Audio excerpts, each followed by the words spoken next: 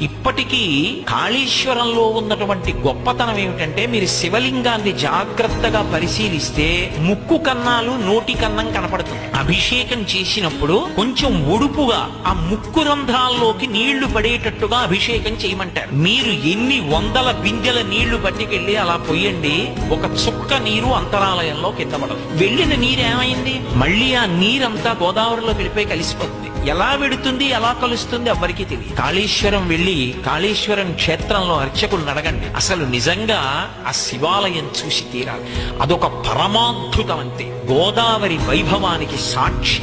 అద్భుతమైనటువంటి ప్రవాహం. ఈ సంవత్సరం సరస్వతి పుష్కరాలు వచ్చినప్పుడు నేను అక్కడే స్నానం చేశాను. వెళ్ళి మహాకాళేశ్వరంలోనే స్నానం చేశా. త్రివేణి సంగమం అక్కడ ఉన్నదని, అక్కడ అంతర్వాహినిగా సరస్వతి వెడుతూ ఉంటుందని ప్రతీతి. అటువంటి మహాకాళేశ్వర క్షేత్రం దగ్గరికి వెళ్ళి మీరు గోదావరి ప్రవాహాన్ని చూస్తే